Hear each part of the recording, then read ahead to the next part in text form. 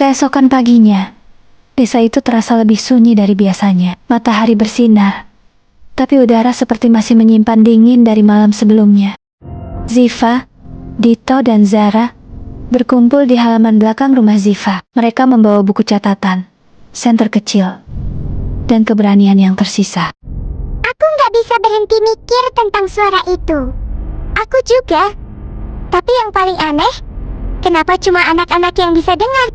Berarti kita harus cari tahu kenapa dan mulai dari mana truk itu muncul. Dari ujung jalan dekat hutan kecil itu, kita cek siang ini.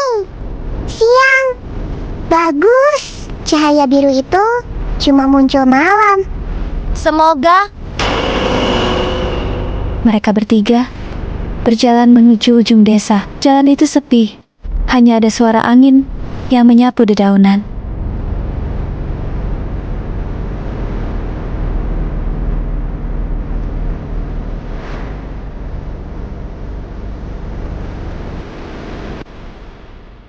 Saat mereka tiba di tempat truk itu muncul semalam, Zara berhenti mendadak. Lihat itu.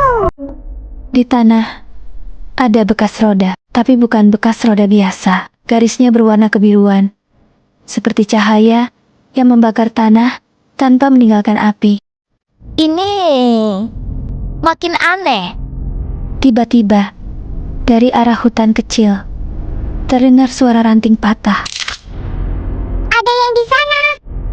Mereka saling pandang, lalu perlahan mendekati sumber suara.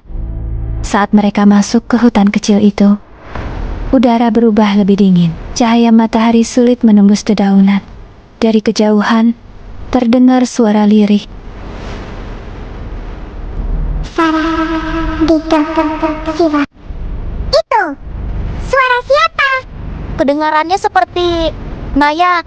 Naya adalah anak yang hilang 2 malam lalu. Gak mungkin. Itu pasti tiruan. Tapi suara itu terdengar lagi, lebih dekat. Aku di sini. Tolong, jangan dengar. Kita harus tetap fokus. Namun Ziva melangkah maju tanpa sadar, seperti ditarik sesuatu. Ziva, Ziva terkejut, seperti baru bangun dari mimpi. Aku nggak sadar aku jalan. Suara itu bisa mengendalikan kita. Dito menatap lebih dalam ke hutan. kalau gitu, berarti ada sesuatu di dalam sana. Mereka melangkah lebih jauh, dan tiba-tiba Zara menunjuk ke sebuah benda yang terjatuh di sekitar pohon. Lihat, itu gelangnya Naya. Gelang itu berwarna merah muda, tapi kini memancarkan cahaya biru samar. Ini bukti pertama kita. Kalau gelangnya ada di sini, berarti truk itu nggak cuma muncul di jalan. Mungkin dia masuk ke hutan. Kita harus kembali sebelum gelap. Malam ini kita siapkan rencana. Iya, kita nggak boleh ketemu cahaya biru itu lagi tanpa persiapan. Saat mereka keluar dari hutan, suara itu terdengar sekali lagi. Pelan, seperti berbisik dari balik pepohonan. Kalian selesai. Zara menoleh, tapi tidak ada apa-apa.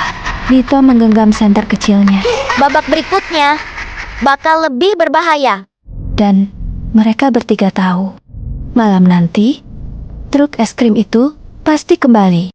Dan kali ini, mereka harus siap.